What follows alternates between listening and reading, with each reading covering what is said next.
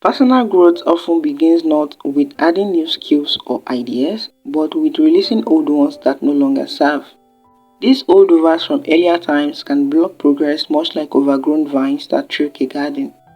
This video aims to help you identify and release what hinders your progress and help you get a clearer path toward a fuller life. The number one thing to get rid of is fixed ideas about identity. This refers to personal labels tied to abilities, traits, or roles, such as views on intelligence, creativity, or social skills.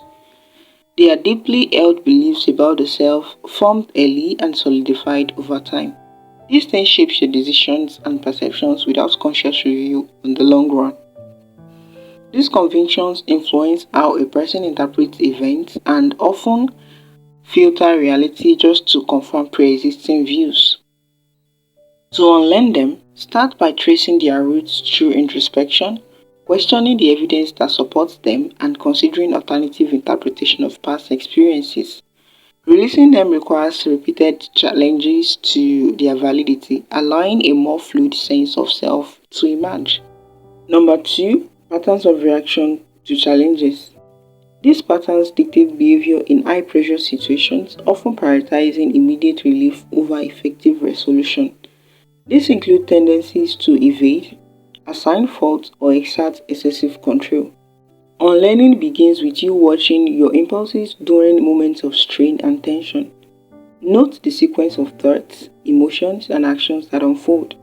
This awareness will help you highlight triggers and the cost or consequences of your default reaction.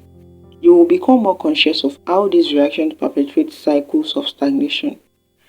Breaking them involves interrupting the autopilot through deliberate pauses in the face of triggers, which then creates space for alternative responses aligned with your long-term goals. The third thing you need to get rid of is attachment to external measures. Reliance on outside indicators for self-worth ties personal value to variables beyond your control, such as opinions, achievements, or possessions. This dependency creates vulnerability because fluctuations in external circumstances dictate how you feel within yourself. That is more than slavery. To unlearn, you need a gradual reorientation that works towards setting and living by internal standards, where fulfillment arises from alignment with personal principles rather than borrowed benchmarks. Your pursuits then become driven by genuine desire rather than the need for external validation. The fourth one is habits of comparison and judgment. These habits distort perspective and only emphasize perceived shortcomings while ignoring unique context. Over time, this builds a mindset of inadequacy where progress feels conditional on outperforming or conforming. Unlearning this requires dissecting the underlying assumptions, such as beliefs in limited resources or absolute hierarchies. This involves recognizing how such tendencies amplify negativity and suppress motivation. Releasing them calls for practice that promote neutrality and redirect your attention from deficits to acceptance of varied paths. In this way, the mind shifts and allows energy once spent on critique to fuel personal development.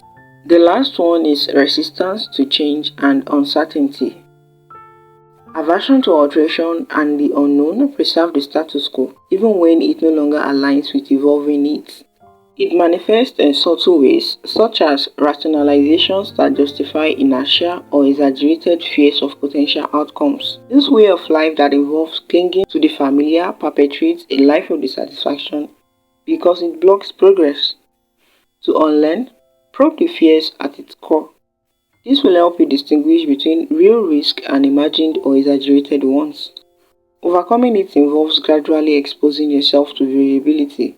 This will desensitize you to the usual discomfort around change and help you see more opportunities within flux. In each category, the process starts with awareness, moves to questioning, and ends with intentional release. No two people will unlearn the same things, but these groupings provide a map to examine your terrain and make fitting adjustments.